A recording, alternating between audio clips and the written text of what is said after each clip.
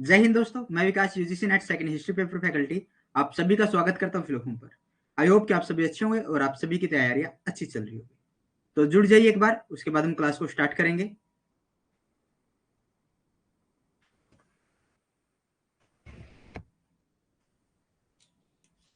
रेखा, good evening. Anjali, good evening. शुभ संध्या आप सभी को। जुड़ जाइए एक बार।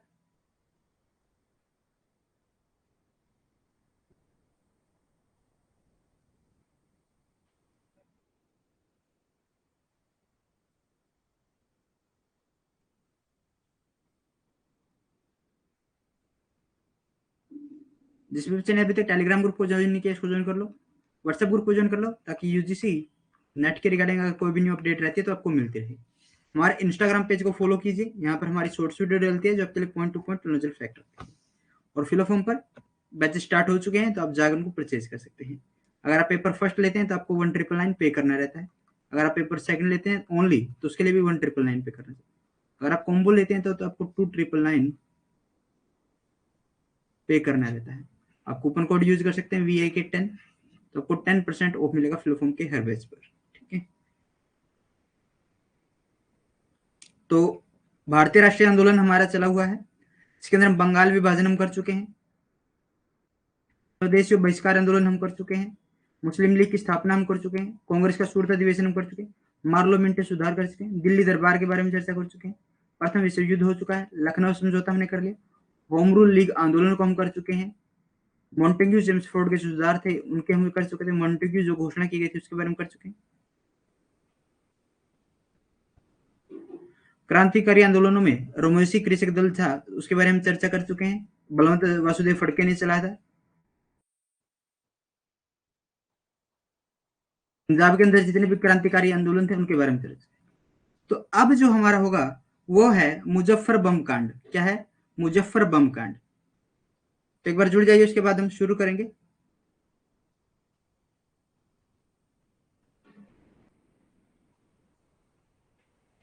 Paramdeep, good evening.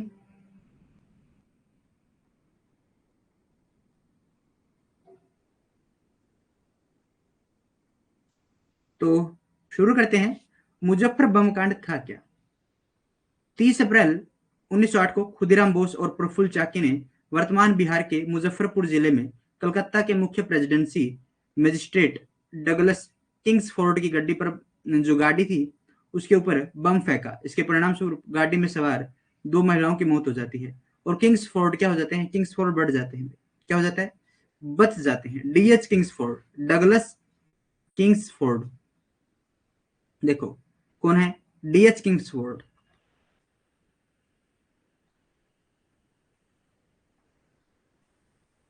किंगफोर्ड होता क्या है?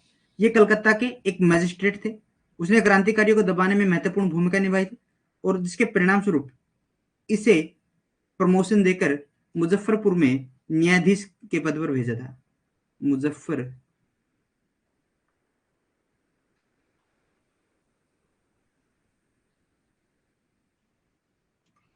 में किसके पद पर? न्यायाधीश।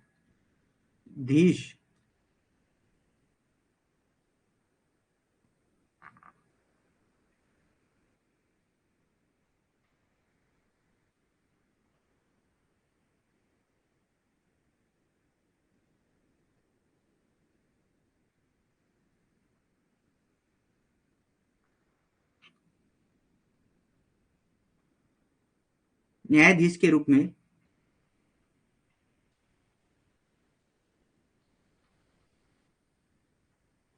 भेजा था, भेज दिया। एक समिति थी, युगांतर समिति। कौन सी समिति? युगांतर समिति। युगांतर समिति एक गुप्त बैठक ये बुलाती है। क्या करती है ये गुप्त बैठक बुलाती है। और गुप्त बैठक में किंग्सफोर्ड को क्या बुलाई? गुप्त बैठक बुलाई। और किंग्सफोर्ड को क्या कहा? मारने का निर्णय लिया गया। क्या किया गया? किंग्सफोर्ड को मारने का निर्णय लिया गया। कि हम किंग्सफोर्ड को मार देंगे। तो दो व्यक्ति थे, खुदीराम बोस और प्रफुल्ल चाकी। कौन थे? खुदीराम बोस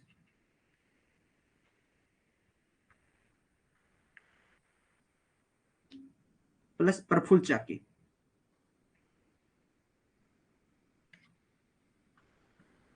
कौन है? प्रफुल्ल चाकी। ये दो व्यक्ति थे। इन्होंने निर्णय किया कि हम 30 अप्रैल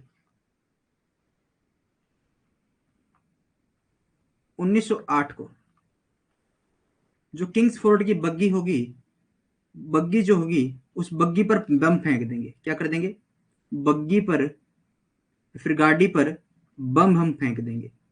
इस बम जब फेंका गया था तो उसमें किंग्सफोर्ड तो बच जाते हैं, लेकिन दुर्भाग्य से जो भारतीय क्रांतिकारी थे, उनका जो समर्थन करते थे, जो भारतीय आंदोलनों का समर्थन करते थे, भारतीय आंदोलनों का समर्थन करते थे, वो कौन थे? वो थे mister Kennedy. Mister Kennedy, Kennedy, ठीक है। मिस्टर कैनेडी, मिस्टर कैनेडी की पत्नी और पुत्री इसमें मारी जाती है। क्या हो जाती है?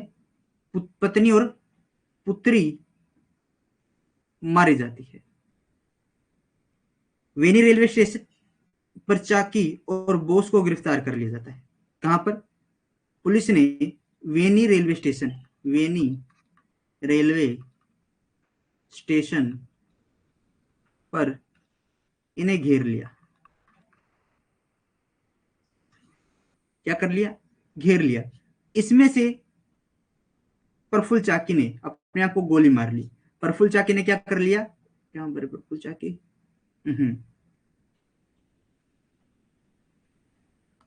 गोली मार ली स्वयं को। और जो बोस थे, जो खुदीराम बोस थे, ये पकड़े गए थे। इन्हें 11 अगस्त 1908 को फांसी की सजा दी गई थी।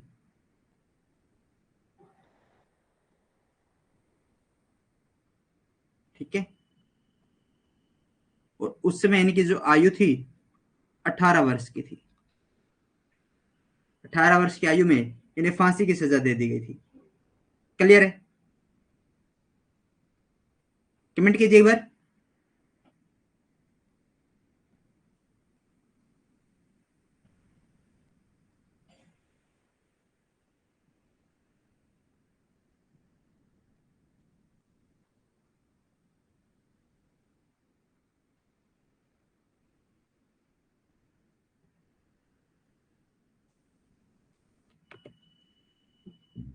Muzaffarpur bomb incident on 30 April 1908, Khudiram Bose and Praful Chaki threw a bomb at the carriage of Douglas Kingsford, the chief presidential magistrate of Calcutta in Muzaffarpur district of present-day Bihar.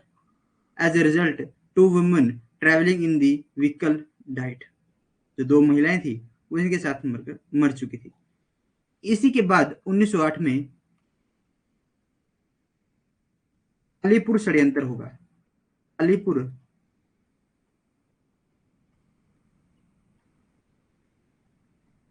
षड्यंत्र 1908 हुआ। क्या? सरकार ने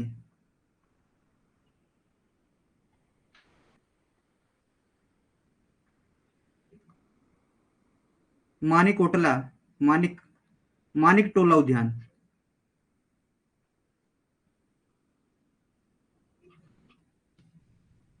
प्लस कलकत्ता के अंदर अवैध हथियारों को लेकर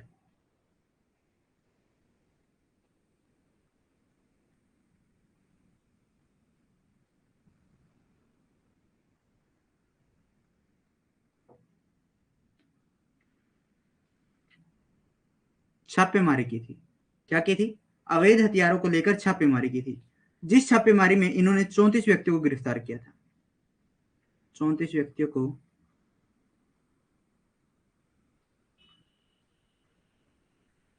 गिरफ्तार किया था। इसमें दो भाई थे। कौन थे? दो भाई इसमें थे, दो बंधु। कौन कौन थे वो? एक तो था अरविंदो बोस। अरविंद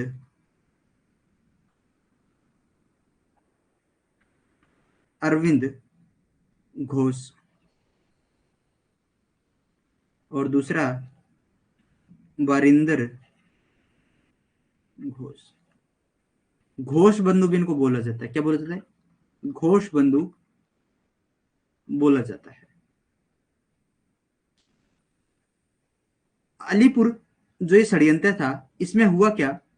एक व्यक्ति था नरेंद्र दत्त, नरेंद्र गोसाई, नरेंद्र गोसाई। नरेंद्र गोसाई क्या बन जाता है? सरकारी गवाह बन जाता है। सरकारी गवाह ये बन जाता है। और नरेंद्र को सरकारी गवाह बनने के बाद दो व्यक्ति मार देते हैं। किस किसने? जेल में इसे मार दिया था। जेल में किसने मारा था? सत्येंद्र नाथ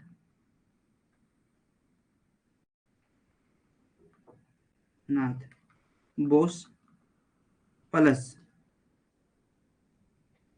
कन्हैयालाल दत्त ने इनकी हत्या कर दी थी।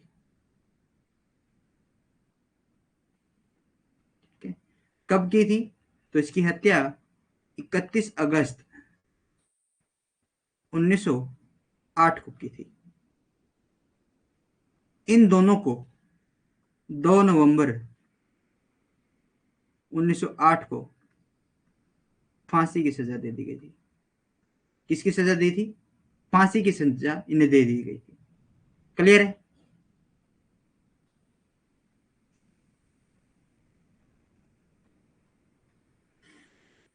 समझ में आया अलीपुर षड्यंत्र क्या था?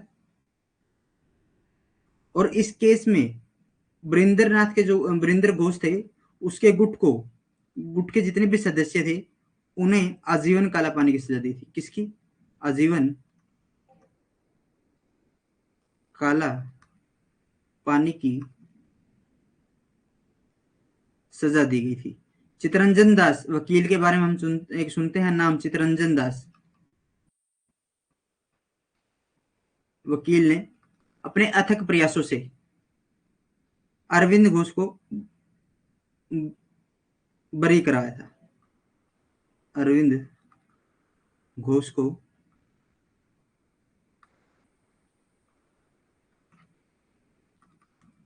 बरी करवाया था। क्लियर है? ये पूछा जाता है कि किस फ्रांसीसी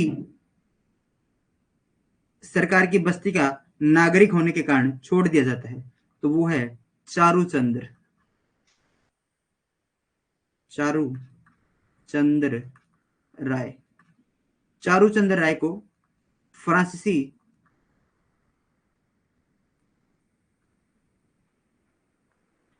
बस्ती का नागरिक होने के कारण छोड़ दिया जाता है। क्लियर है?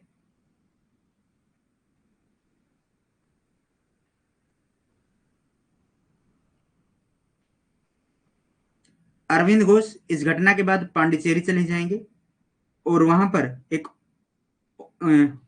ओरोविल ओरोविल आश्रम की स्थापना करेंगे। बाद में दिसंबर 1908 के अंदर इस समिति को, जो समिति थी अनुशीलन समिति, अनुशीलन समिति को क्या कर देंगे? अवैध घोषित कर देंगे, गैर कानूनी घोषित कर देंगे इसे।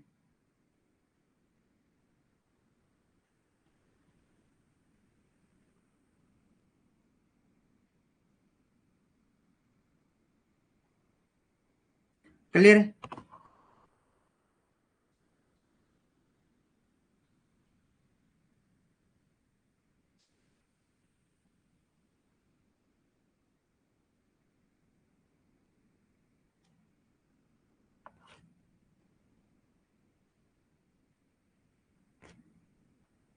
शुरू कर, आगे चलते। दिल्ली षड्यंत्र। दिल्ली षड्यंत्र। दिल्ली में क्रांतिकारियों ने 23 दिसंबर 1912 को वायसराय लॉर्ड हार्डिंग के काफिले पर बम फेंका। इस बम हमले में हार्डिंग की कई सेवक मारे गए और वह बुरी तरह से घायल हो गया।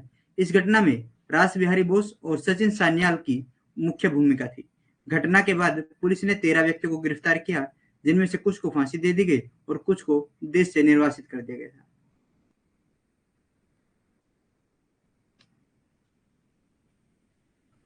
और इसे क्या नाम दे दिया? दिल्ली षड्यंत्र केस से दे दिया गया।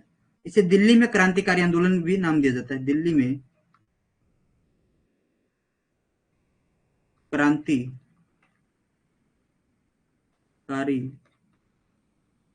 आंदोलन नाम दिया जाता है।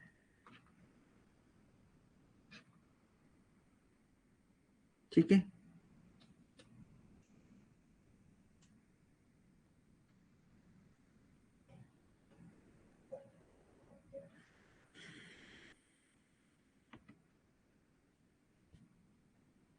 Contemporaries from Delhi, revolutionaries in Delhi threw bomb on Viceroy Lord Hardinge's Canopy on December 23, 1912.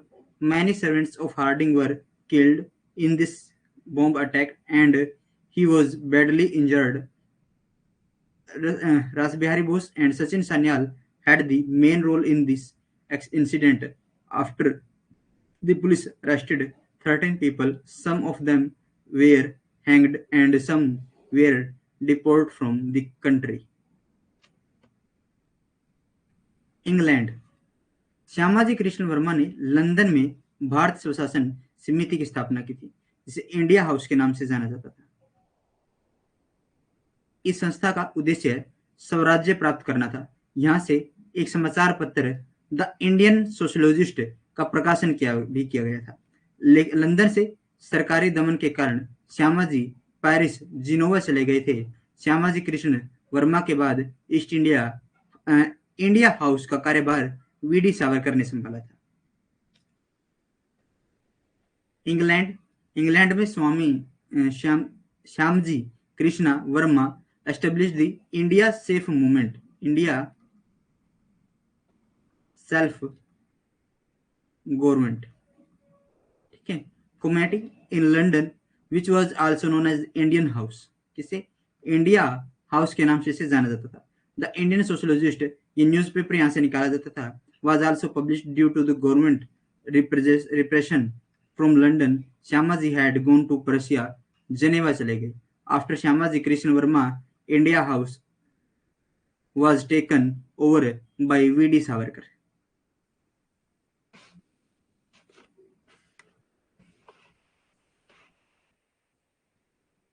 London में क्रांतिकारी गतिविधियों के प्रमुख नेता श्यामाजी कृष्ण वर्मा, विनायक दामोदर सावरकर, मदनलाल ढींगरा, लाला हरदयाल थे।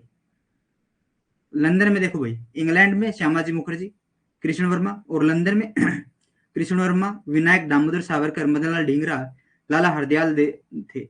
मदनलाल ढींगरा ने 1909 में कर्नल विलियम कर्जन वाइल की हत्या कर दी थी और ढींगरा को गिरफ्तार कर लिया गया था और इसे फांसी दे दी गई। और 13 मार्च 1910 को नासिक षड्यंत्र केस में सावरकर को भी गिरफ्तार कर लिया गया। उन्हें काली पन्नी की सजा दे दी गई थी। Major leader of revolutionary activities in London was Shyamaji Krishna Varma, Vinayak Damodar Savarkar, Madanlal Dhingra, Lala Hardayal, Madanlal Dhingra assistant colonel William Curzon Wyllie. In 1909, Dhingra was arrested and hanged and Nasik conspiracy.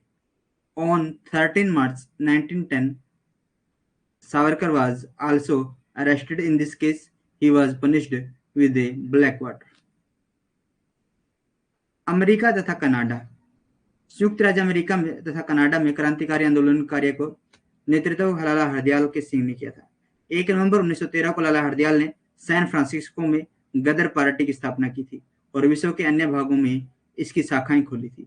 America and Canada Lala Hardayal Singh led the revolutionary movement in the United States and Canada on 1st November 1913. Lala Hardayal founded the Ghadar Party in San Francisco, and its branches were opened in the other parts of the world. Germany क्रांतिकारियों ने Germany को अपनी गतिविधियों का केंद्र बनाया था, क्योंकि प्रथम विश्व युद्ध के शुरू होने से पर इंग्लैंड तथा जर्मनी के संबंध तनावपूर्ण हो गए थे। लाला हरदयाल अपने साथियों के साथ अमेरिका से जर्मनी आ गए थे। वीरेंद्रनाथ चट्टोपाध्याय ने बर्लिन को अपनी गतिविधियों का केंद्र बनाया था। जर्मनी के अंदर the revolution had made Germany the centre of the activities because at the beginning of the First World War, relations between England and Germany had become tense.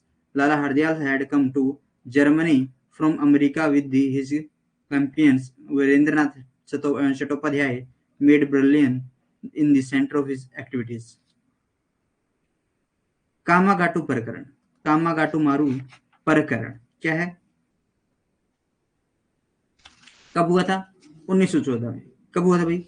1914 में हुआ था। इस प्रकरण का विवरण सेडिशन कमेटी की रिपोर्ट में मिलता है, और एक पुस्तक है जेम्स कैम्पबेल की, जेम्स कैम्पबेल की एक पुस्तक है, भारत में राजनीतिक व्याधि।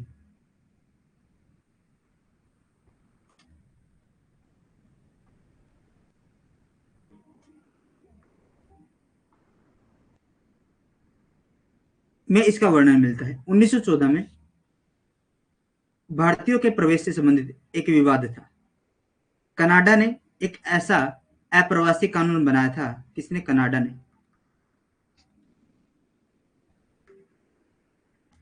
अप्रवासी कानून बनाया था कि कोई भी जिसके तहत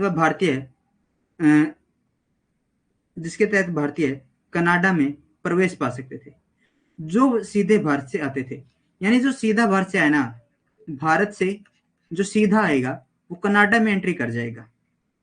लेकिन जो बाहर से घूम कर आया है, मान लीजिए सिंगापुर चले गए, मलेशिया चले गए, या फिर कहीं और चले गए, दुबई चले गए, उनसे घूमकर अगर आप भारत कनाडा में एंट्री करोगे तो आपको कनाडा में एंट्री नहीं मिलेगी।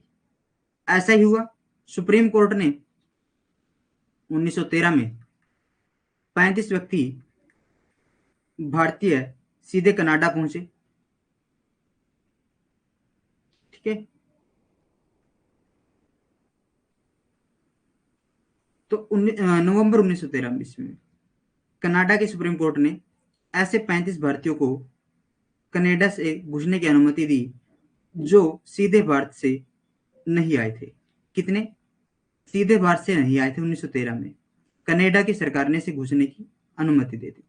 और इन्हीं चीजों से प्रभावित होकर परिणाम स्वरूप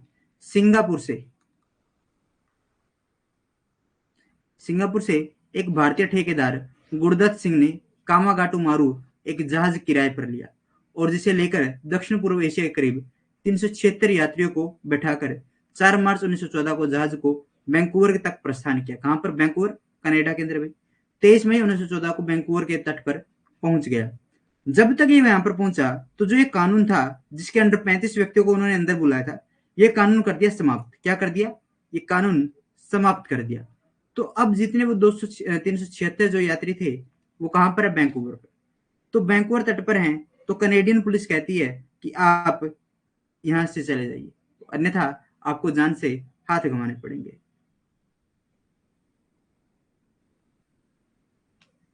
तो 23 मई 1914 को वैंकूवर तट पर ये जहाज चला जाता है, और बाद में ये जहाज वापस आ जाता है अपने यात्रियों को लेकर।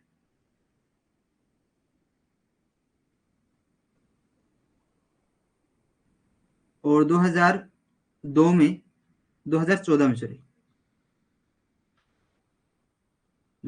में इस घटना को याद करने के लिए 100 रुपए की डाक टिकट जारी की थी।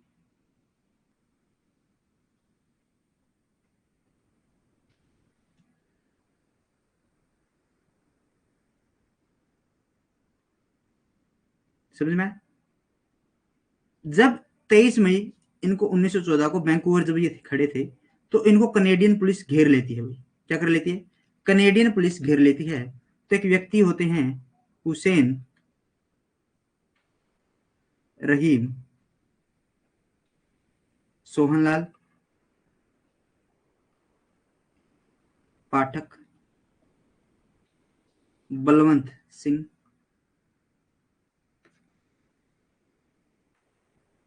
इनके नेतृत्व में एक कमेटी बनाते हैं, सोरो कमेटी। सोर कमेटी। सोर कमेटी क्या करती है? चंदा इकट्ठा करती है, चंदा इकट्ठा करती है और अमेरिका में क्या करती है? इनके लिए, एक मिनट, चंदा इकट्ठा करती है और इनके समर्थन में इनको इनके अधिकारों की लड़ाई लड़ने के उद्देश्य से इन्होंने क्या किया था? इस समिति का गठन किया था, यात्रियों के अधिकारों के लिए लड़ने, इसका निर्माण किया था। इस कमेटी का तटीय समिति भी आप इसको मिल बोल सकते हो, तटीय समिति।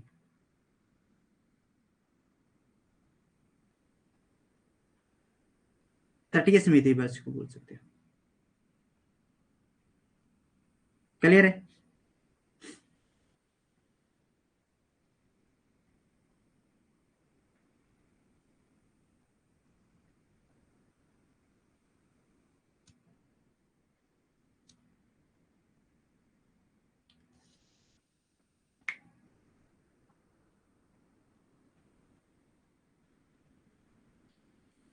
तो अब क्या हुआ?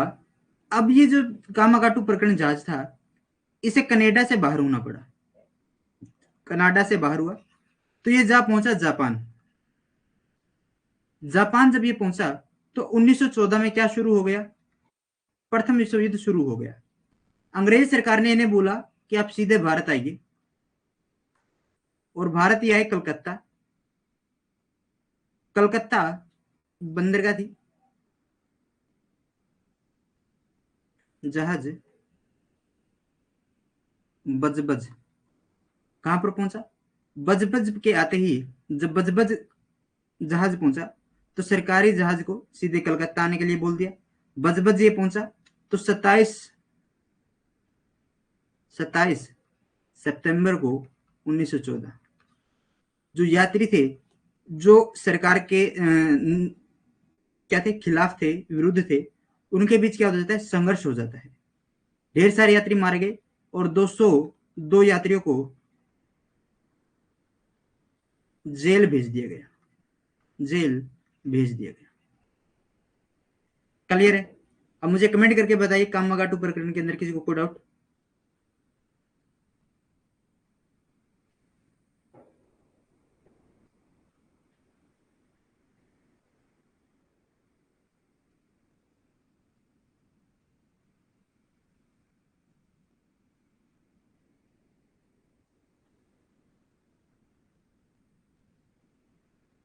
समझ में आ रहा है ना?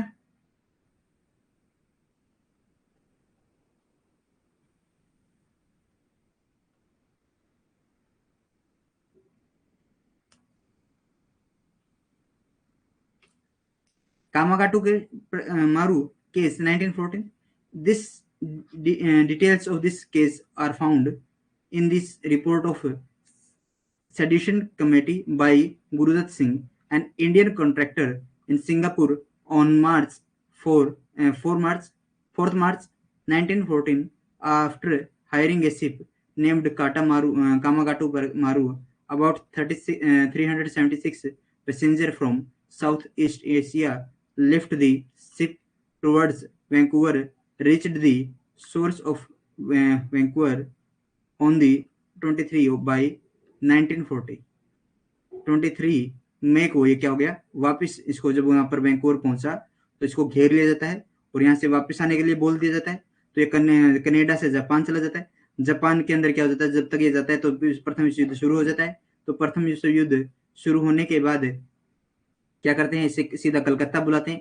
कलकत्ता क्या कहते हैं, इनके बीच संघर्ष होता है यात्रियों और सरकार के बीच, इसमें 202 यात्री ही बच पाते हैं और जिन्हें जेल में भेज दिया जाता है। तोसा मारू प्रकरण 1914 में तोसा मारू जहाज से प्रथम विश्व युद्ध के समय गदर पार्टी के सदस्य भारत लौटे थे। कहां से भाई? फ्रांस से।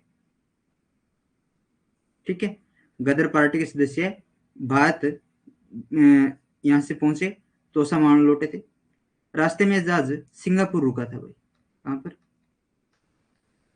सिंगापुर ये जहाज रुका था, रुका। वहीं पर क्रांतिकारी भाई परमानंद परमानंद ने देश प्रेमी एक भाषण दिया। क्या दिया? भाषण दिया, जिससे क्रांतिकारियों में एक जोश उत्पन्न हुआ और इस भाषण को सिंगापुर क्रांति कहा जाता है। सिंगापुर क्रांति कहा जाता है। तोसामारू episode 1914, members of the Ghadar party were returning to India from the Toshamaru ship during the First World War. अब आ जाता है नौजवान सभा। नौजवान सभा की स्थापना किसने की थी? 19 मार्च 1926 में पंजाब में की थी, भगत सिंह, छबीलदास एवं यशपाल। इसका उद्देश्य क्या था? देश के नवयुवकों में देशभक्ति की भावना को जागृत करना, मजदूर और किसानों के राज्य की स्थापना करना। 1928 में इस सभा का विलय हिंदुस्तान रिपब्लिक एसोसिएशन में कर दिया गया था। Youth gathering establishment, March 1926 Punjab. Founder थे भगत सिंह, छबीलदास एंड यशपाल। ऑब्जेक्टिव क्या था? To awaken the spirit of patriotism among the youth of the country, to establish the state of laborers and farmers. In 1928, this assembly was merged with the Hindustan Republic Association. Clear?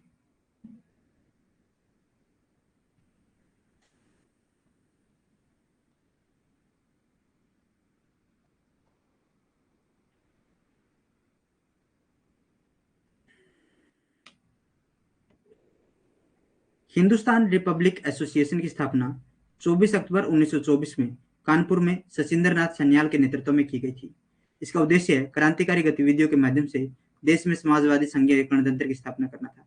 इसके सदस्य राम प्रसाद बिस्मिल, योगेश्वर दत्त चंद्र चटर्जी, अशफाक उल्ला खां, भगत सिंह, चंद्रशेखर आजाद, राजेंद्र लाहिड़ी और रोशन लाहिड़ी थे।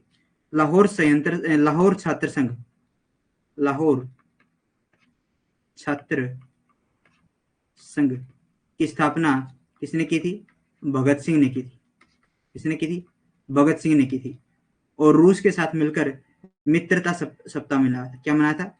रूस के साथ मिलकर मित्रता सप्ताह मनाया था। और काकोरी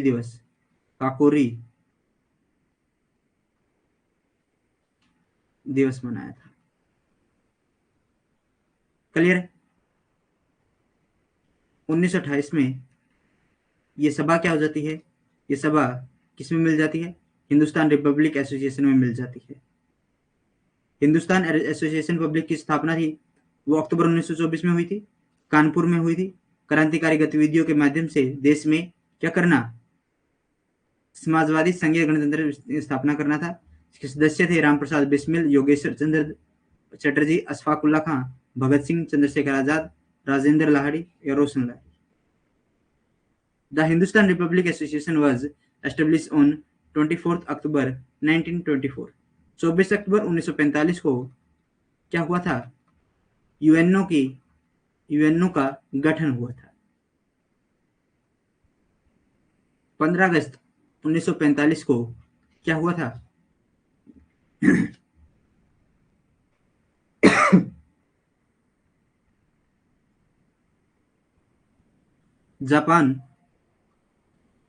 जापान ने दूसरे विश्व युद्ध में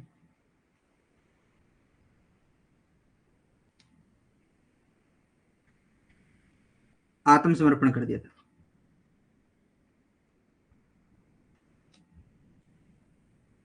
6 अगस्त 1945 को क्या हुआ था? हिरोशिमा पर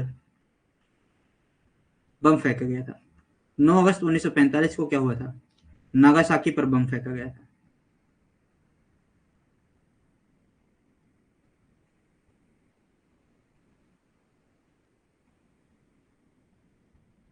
ठीक है। और यहाँ पर 15 अगस्त आया है, तो 15 अगस्त को भारत आजाद हुआ था। 14 अगस्त को पाकिस्तान बना था। भारत और पाकिस्तान के बीच कौन सी रेखा है? रेड क्लिफ रेखा है, रेड क्लिफ रेखा है। ठीक है। डूरंड रेखा भारत और हाँ, भारत और अफगानिस्तान के बीच थी, लेकिन जब पाकिस्तान का निर्माण हुआ तो डूरंड रेखा पाकिस्तान और अफगानिस्तान के बीच आ गई। मैकमोहन रेखा भारत और चीन के बीच।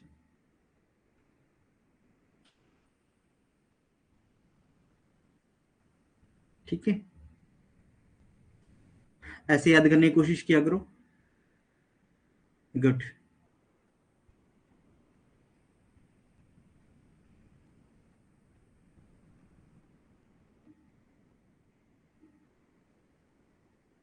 Leadership of Sachinder Nath Sanyal, the objective was the establishment socialist federal republic in the country through revolution activities. Its members were Ram Prasad Bismil, Yogesh Chandra Chatterjee, Ishfaq Ullah Khan, Bhagat Singh, Chandrashekhar Azad, Rajendra Lahiri, Roshan Singh. जब अशफाक उल्ला खां अपनी माता से कहते हैं कि माँ मुझे Hindustan public association को ज्वाइन करना है,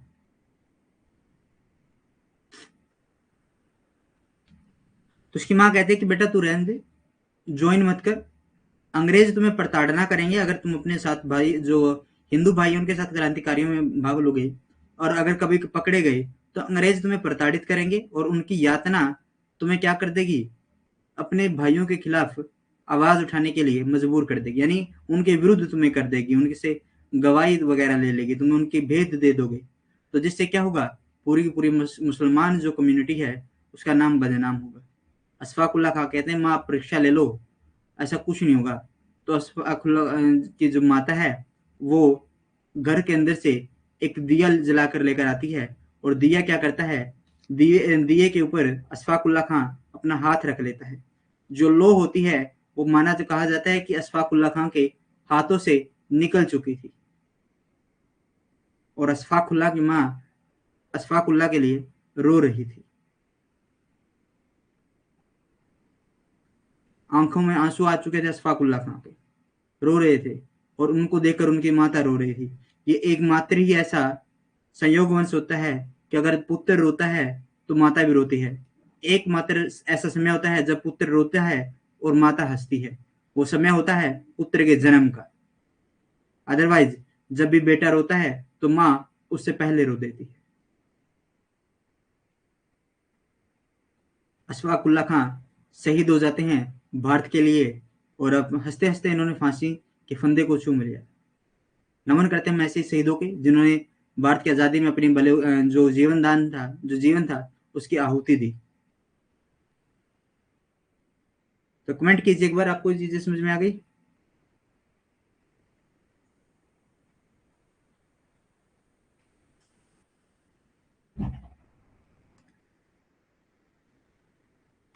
आगे चलते।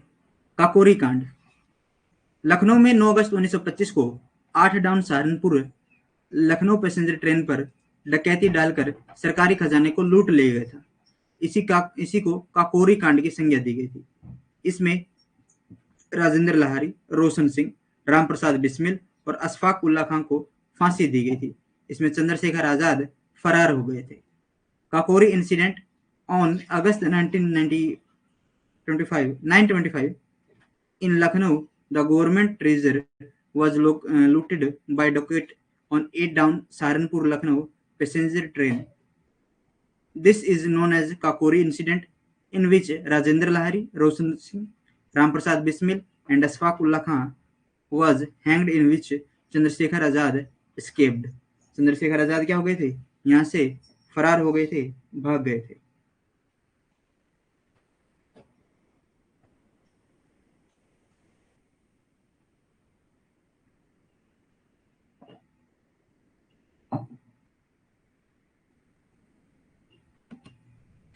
हिंदुस्तान सोशलिस्ट रिपब्लिकन एसोसिएशन की स्थापना 10 सितंबर 1928 को फिरोज शाह कोटला मैदान दिल्ली में की गई थी। इसकी स्थापना चंद्रशेखर आजाद के द्वारा की गई थी। इसका उद्देश्य क्रांतिकारी कार्रवाई के द्वारा भारत में समाजवादी गणतंत्र की स्थापना करना था।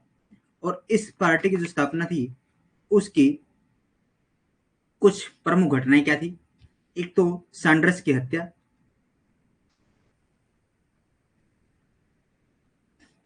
जो 1928 को की गई थी, और असेंबली बम घटना,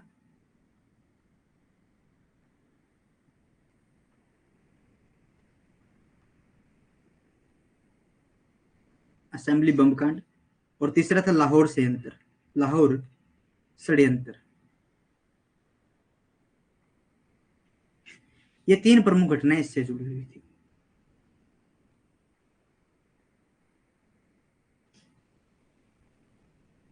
ठीक है। और चंद्रशेखर आजाद ने जो हिंदुस्तान रिपब्लिक एसोसिएशन थी उसी का नाम बदलकर हिंदुस्तान सोशलिस्ट रिपब्लिकन एसोसिएशन कर दिया था। ये एक लोकतांत्रिक संगठन था।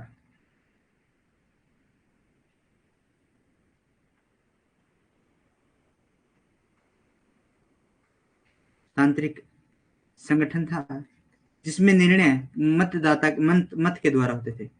मत के द्वारा निर्णय किए जाते थे, बहुमत के द्वारा। ठीक है। किसके द्वारा? बहुमत के द्वारा निर्णय इसमें किए जाते थे। सैंडर्स की हत्या 1928 में साइमन कमीशन के विरोध प्रदर्शन के दौरान लाला लाजपत राय जी की लाठी लगने के कारण 17 नवंबर 1928 को मृत्यु हो जाती है। क्रांतिकारियों ने इसका बदला सैंडर्स की हत्या 1 महीने बाद ही हुई। 17 दिसंबर 1928 को ही सैंडर्स की हत्या करके उन्होंने बदला ले लिया था। हुआ क्या, जो अधिकारी था वहां पर स्कॉट ने आदेश दिए थे लाठीचार्ज के। भगत सिंह, चंद्रशेखर आजाद, राजगुरु। कौन है? भगत सिंह, चंद्रशेखर आजाद, राजगुरु।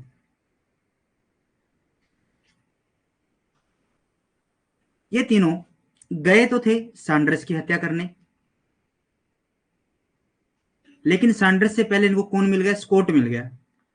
तो इन्होंने स्कॉट को ही सॉरी ये गए तो थे स्कॉट को मारने के लिए कि हम स्कॉट जिसने आदेश दिए तो उसको मार देंगे। किसे मारने गए थे? स्कॉट को मारने के लिए गए थे। लेकिन मिल कौन गया? सैंडर्स मिल गया। तो इन्होंने क्या किया? सैंडर्स का ही खेल खत्म कर दिया।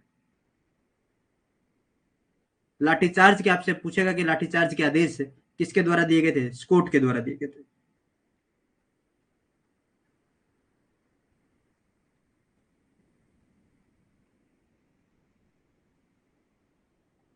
ठीक है। सैंडर्स की गोली मारकर हत्या कर दी थी। भगत सिंह, कहा जाता है कि भगत सिंह यहीं पर अपनी गिरफ्तारी देना चाहते थे, लेकिन चंद्रशेखर आजाद के कहने पर इन्होंने अपनी गिरफ्तारी नहीं दी। ये नहीं समझाकर लेकर चले गए थे। इन्होंने कहा था कि भाई आपने अंग्रेज अधिकारी को मारा है, किसी राह चलते व्यक्ति को, किसी राह चलते अंग्रेज को नहीं मारा है, कि अंग्रेज अधिकारी को मारा है। और सरकार क्या चाहती है? क्या सोचते हो? सरकार तुम्हें छोड़ देगी? सरकार तुम्हें तुरंत प्रभाव से फांसी पर लटका देगी। तो इन्हें जबरदस्ती, यहाँ पर भगत सिंह मान नहीं रहे थे इनकी, फिर भी जबरदस्ती इनको यहां से लेकर चले गए थे।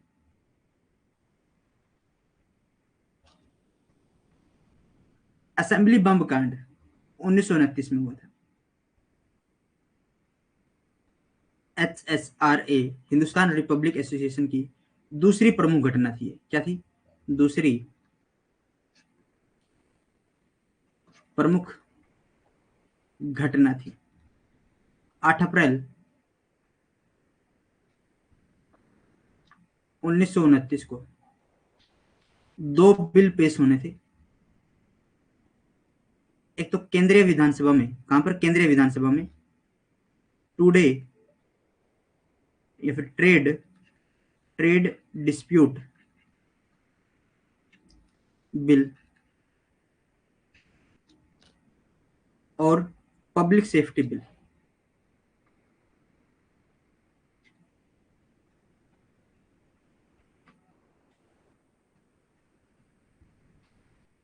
यहां पर कौन थे? भगत सिंह, बटुकेश्वर दत्त,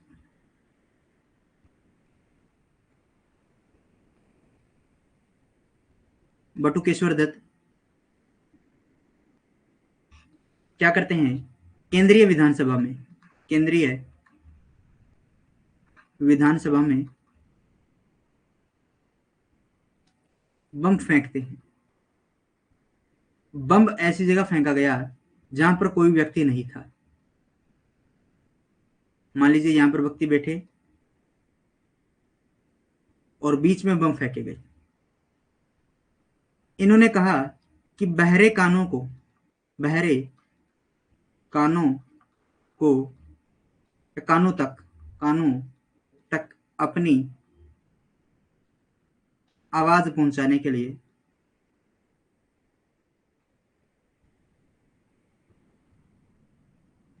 ऐसा किया है। हमारा मकसद किसी की जान लेना नहीं था।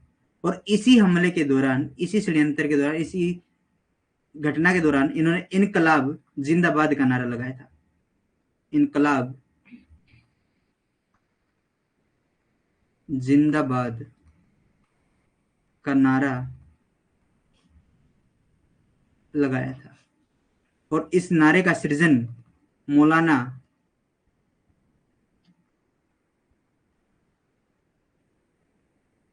हसरत मोहानी ने किया था।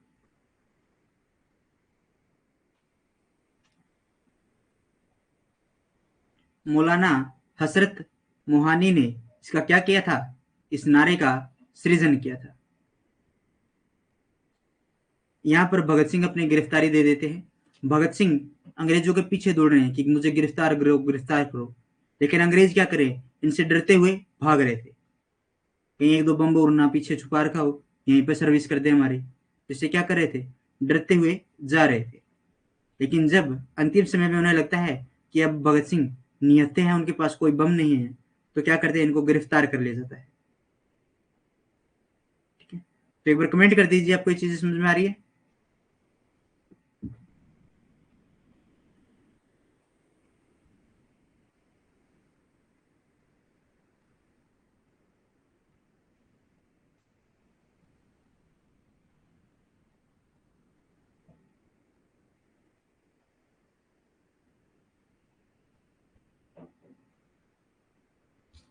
लाहौर षड्यंत्र केस का निर्णय आ जाता है 1929 को, और तीनों को 23 मार्च 1931 को भगत सिंह, राजगुरु और सुखदेव को क्या कर देते हैं? सजा सुना देते हैं।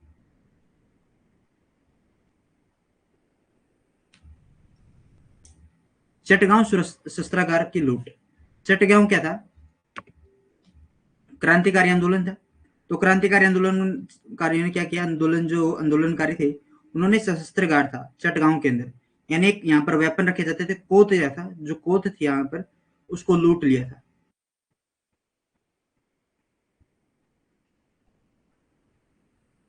आगे आ जाता है भारत छोड़ो आंदोलन। क्या जाता है? भारत छोड़ो आंदोलन।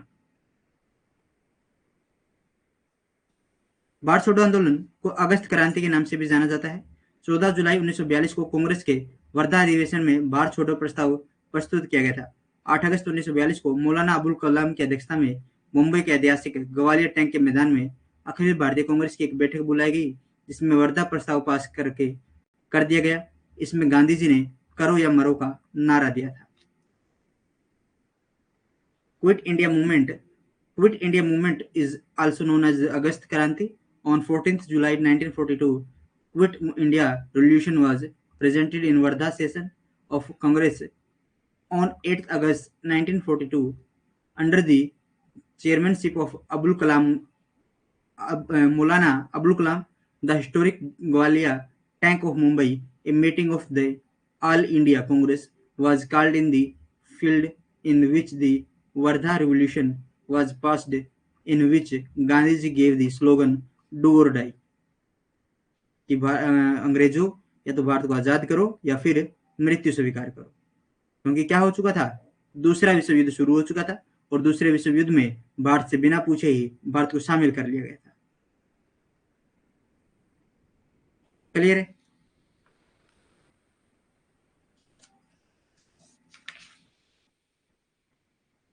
कमेंट कीजिए एक बार, चीजें समझ में आ रही है? शाही नौसेना का विद्रोह 8 फरवरी 1946 को मुंबई की शाही नौसेना ने विद्रोह कर दिया था। इसका प्रमुख कारण था खराब भोजन, कम वेतन, नस्ली अपमान और प्रतिशोध का रवैया अपनाना। जल्द यह विद्रोह कराची तक, मद्रास तक और कलकत्ता तक फैल गया था।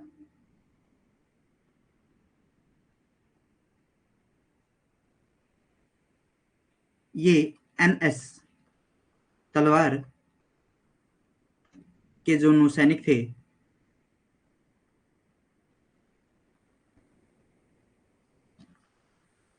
नौसैनिकों के द्वारा किया गया था।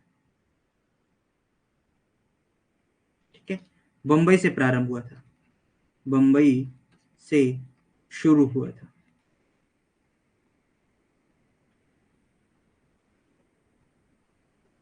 क्लियर है? विद्रोहियों ने 23 फरवरी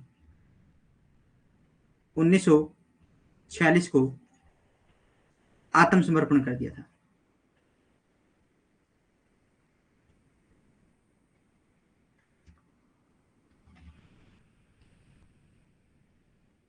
clear? Royal navy mutiny on 18 February 1946, the Royal Navy Bombay mutinied mainly due to poor food, low pay, uh, recalcitrations, and relations. Soon the rebellions separate to Karachi, Madras, and Kolkata. तो आपके जो ये आंदोलन है यहाँ पर समाप्त हो जाते हैं। आगे जो शुरू होगा आपका वामपंथी आंदोलन शुरू हो जाएंगे। कौन से वामपंथी आंदोलन आपके शुरू हो जाएंगे? रोल टैक्ट हो गया, ठीक है, जलियांवाला बाग हत्याकांड हो जाएगा। आगे क्या आ जाएंगे आपके वामपंथी आंदोलन शुरू हो जाएंगे।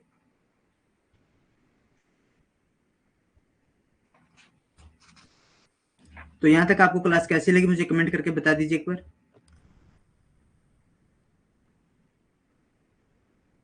कल जो हम स्टार्ट करेंगे रोल टैक्ट से शुरू करेंगे। एक बार कमेंट कर दीजिए मुझे।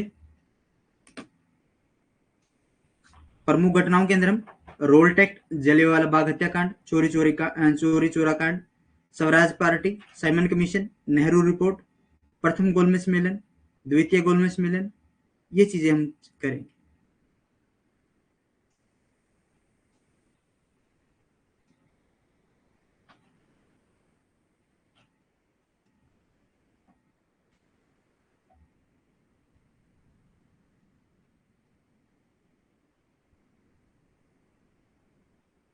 कमेंट कीजिए एक बार।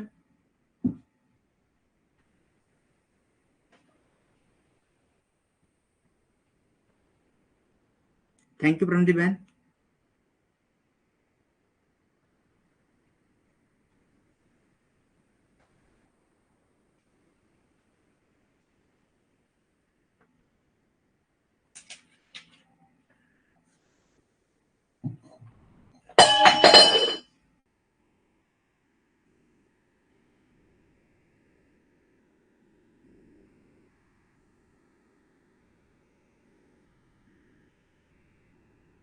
चलो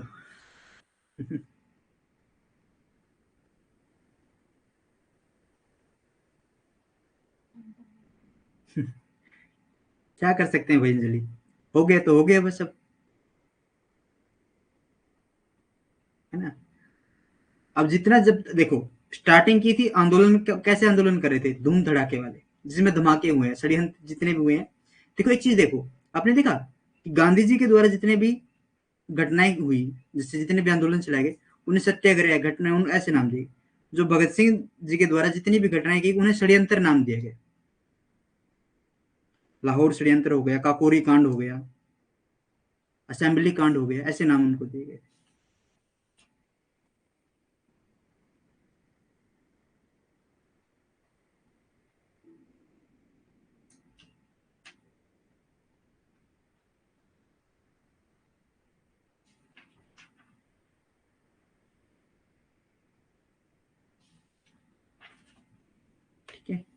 तो इस क्लास को हम यहीं पर समाप्त करते हैं। फिर मिलेंगे एक नए अध्याय के साथ, कुछ नए तथ्यों के साथ। तब तक के लिए जय हिंद, जय भारत।